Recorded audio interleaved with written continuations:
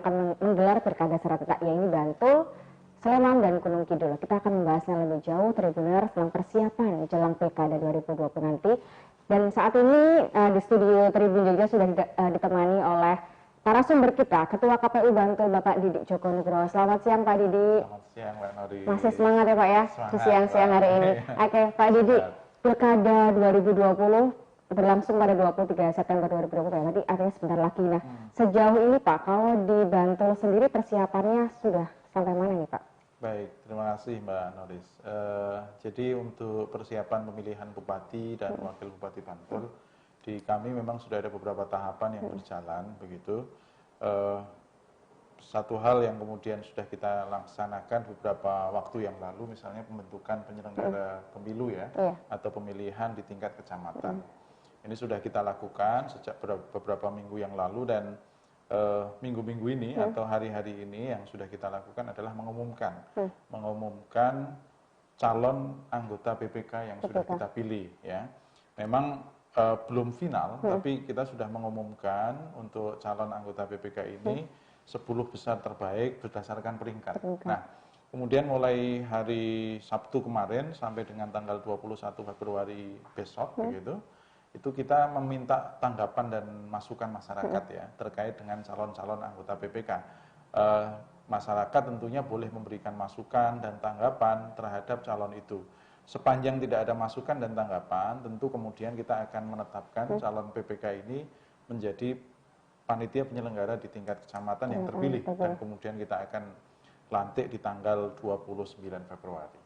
Nah, sisi yang lain Mbak Noris, juga kita mulai besok pagi ini kita juga akan melakukan pendaftaran untuk panitia pemungutan suara atau yang biasa disebut dengan PPS gitu ya. Itu panitia pemilihan bupati untuk tingkat desa. Seperti yang sudah kita ketahui bersama, untuk Bantul ini ada 75 desa. Sehingga kebutuhannya satu desa itu 3 orang untuk menjadi PPS ini. Sehingga kita membutuhkan sekitar 225 penyelenggara di tingkat desa. Ini akan mulai kita terima pendaftarannya di tanggal 18 Februari. Nah, satu tahapan lagi Mbak Noris yang perlu kami sampaikan, itu terkait dengan pencalonan. Jadi jalur pencalonan ini kan ada 2 jalur ya, dalam pemilihan bupati, melalui jalur perseorangan yang biasa disebut dengan independen begitu, dan juga jalur partai politik. Nah, untuk jalur perseorangan kita sudah menetapkan bahwa jalur perseorangan atau independen ini dapat didukung atau minimal didukung ketika akan mendaftarkan ke KPU, minimal didukung oleh 53.026 dukungan, yang itu dibuktikan dengan fotokopi KTP elektronik. Itu 53.000 dasarnya apa Pak? Setengah dari warganya atau seperti apa? Itu 7,5% dari DPT atau daftar pemilih tetap pemilu 2019 yang lalu. Kalau dari DPT yang pemilu kemarin berarti Pak dihitung ya? Ya, jadi DPT daftar pemilih tetap di pemilu 2019 kemarin adalah 707.009 pemilih. Nah, itu 7,5%-nya dari 707.009. Nah, angkanya 53.026. Jadi jalur perseorangan ini harus didukung oleh 53.026 dan harus tersebar di 50% lebih 1 jumlah kecamatan di Bantul. Nah, kebetulan kalau di Bantul kan jumlah kecamatannya ada 17 ya, sehingga setengah plus 1-nya harus didukung oleh paling tidak tersebar di 9 kecamatan. Jadi 53.000 itu tersebarnya di 9 kecamatan Pak ya? Nanti menyerahkan fotokopi KTP. Ya, jadi ada formulir dukungan yang namanya istilahnya dalam peraturan KPU itu B1KWK ya. Itu surat pernyataan dukungan dari masing-masing calon, yang di dalam surat pernyataan dukungan itu ditempel fotokopi KTP elektronik ya. Yang harus saya tegaskan ini bahwa dukungan ini harus dari warga Bantul gitu ya. Kalau calon bupati dan wakil bupati kan tidak harus warga Bantul ya. Tapi kalau yang mendukung harus itu dari warga Bantul.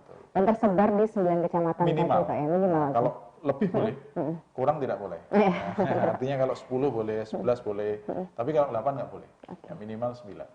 Itu beberapa. Itu tahapannya sudah mulai apa Pak untuk tadi penyerahan bagi dukungan itu sudah berlangsung atau Ya. kapan Pak tahapnya? Kalau terkait dengan penyerahan dokumen dukungan dari bakal calon perseorangan, karena kan belum jadi calon ya, masih bakal calon perseorangan, ini akan dimulai tanggal 19 Februari gitu ya? 19 Februari.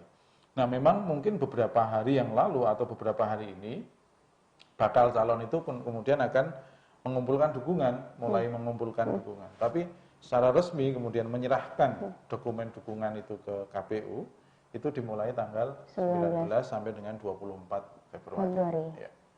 Itu masih menyerahkan dukungan. Nah, kemudian prosesnya di KPU setelah mereka menyerahkan dokumen dukungan yang sejumlah 53.000 sekian, itu minimal, kemudian KPU melakukan pengecekan jumlah.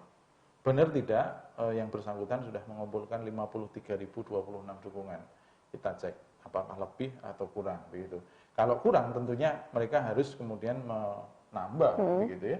Kalau lebih tentunya itu bagian dari sesuatu yang memang mungkin dilebihkan. Nah, setelah itu proses selesai, pengecekan jumlah dukungan selesai, kemudian dilanjutkan tahapan berikutnya, verifikasi administrasi. Jadi verifikasi administrasi ini kita akan mencocokkan, benar nggak, sesuai nggak antara pernyataan dukungan dengan KTP-nya. Jangan-jangan antara surat pernyataan dengan KTP-nya beda orang, gitu kan? Atau kesesuaian antara, jadi yang diperbolehkan ini kan KTP elektronik. Kalau KTP yang model lama nggak boleh. Surat Disdukcapil pun juga keterangan juga nggak boleh ya Pak ya? Kalau surat Disdukcapil itu terkait dengan surat keterangan perekaman EKTP, sedang proses perekaman itu diperbolehkan. Bisa. Ya. Kemudian tahapan yang ketiga setelah verifikasi administrasi baru verifikasi faktual. Nah, verifikasi faktual ini adalah tahapan terakhir. Nah, yang perlu dipahami oleh kita semua bahwa verifikasi faktual ini metodenya adalah sensus. Jadi sekian ribu orang itu nanti akan didatangi oleh KPU, tentu dengan petugas kita di tingkat desa yang namanya BPS, door to door. Jadi membuktikan, jadi substansi dari verifikasi faktual ini adalah mengkonfirmasi benar tidaknya yang bersangkutan mendukung. Kalau tidak mendukung ya tentu TMS. Kalau misalkan gini Pak, ada warga yang memberikan dukungan ataupun mendukung dua calon yang berbeda, apakah dia dikatakan sah Pak? Misalkan di sini dia menyerahkan bukti KTP, kemudian ada calon juga, tapi dia juga mendukung, nggak bisa Pak atau bisa? Dukungan ganda, jadi situasinya adalah dukungan ganda, kita akan konfirmasi. Maka kemudian salah satu substansi dari verifikasi faktual itu selain untuk kemudian mengkonfirmasi dukungan, itu juga akan mengkonfirmasi misalnya ya terjadi dukungan ganda, yang bersangkutan ini mendukung calon A atau calon B. Ya, nanti ada formulir pembuktiannya, ya, ada buktinya nanti. Nah, disuruh milih, Pak.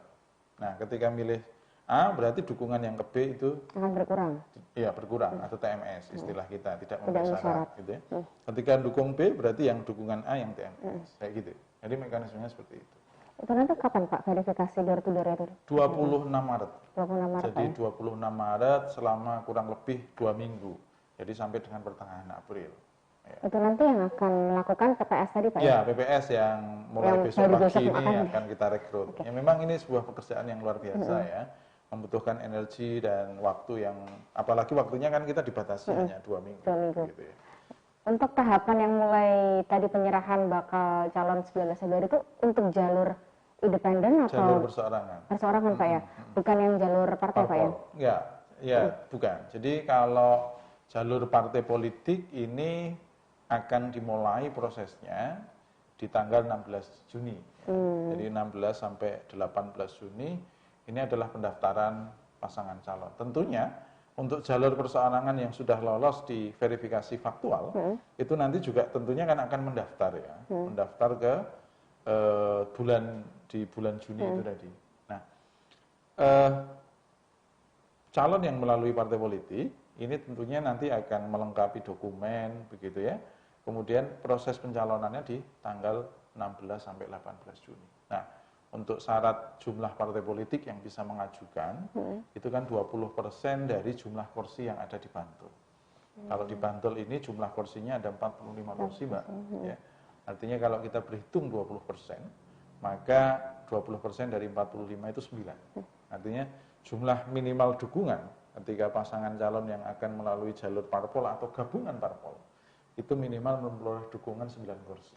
Ya, itu baru boleh mengajukan. Kita kembali ke yang jalur perseorangan Pak ya. Untuk mungkin mekanismenya Pak, bagi yang ingin mendaftar jalur perseorangan ini seperti apa Pak? Iya, jadi mekanismenya tentunya yang bersangkutan atau bakal pasangan calon perseorangan ini kemudian menunjuk LO atau biasa kita sebut dengan penghubung ya. Penghubung, kemudian dia juga menunjuk operator silon. Nah, ini hal yang perlu kami sampaikan. Jadi proses pencalonan ini basisnya adalah ada salah satu penerapan teknologi yang dilakukan oleh KPU. Itu dengan yang namanya aplikasi Sistem Informasi Pencalonan. Atau biasa disingkat dengan silon. Nah, proses untuk pencalonan perseorangan ini, semua dokumen pencalonan perseorangan ini harus diinput ya melalui aplikasi silon ini. Nah, siapa yang menginput? Yang menginput adalah operator silon. Sehingga tahapan pertama, bakal pasangan calon ini tentunya harus menunjuk LO, penghubung, menunjuk operator. Nah, LO ini atau penghubung ini tugasnya untuk berkomunikasi dengan KPU, operator ini tugasnya untuk melakukan proses input data. Nah, ini yang harus disampaikan ke KPU. Nah, pasca itu, kemudian tentunya bakal pasangan calon perseorangan ini kan seharusnya mereka sudah mengumpulkan dukungan dulu. Karena nggak mungkin dukungan itu kan dikumpulkan secara tiba-tiba, harus melalui proses. Apalagi jumlahnya sekian puluh ribu kan, sedang melalui proses. Nah, dikumpulkan, nah tentu kami nanti akan berikan semacam pendampingan. Karena kita juga membuka yang namanya layanan helpdesk di kantor KPU. Di kantor, jam kerja Pak setiap hari? Jam kerja, ya jam hari Senin sampai dengan hari Jumat, kita buka layanan helpdesk pencalonan. Nah, apa manfaat helpdesk ini? Helpdesk ini untuk membantu atau mengasistensi bakal calon atau LO atau operator silon itu yang terkendala. Ya, misalnya kendalanya apa, itu tentu nanti ada proses treatment yang dilakukan oleh KPU. Nah, kemudian mereka mengumpulkan dukungan, melakukan input dukungan, kemudian proses berikutnya yang mulai tanggal 19 itu mereka menyerahkan dokumen dukungan perseorangan itu ke KPU.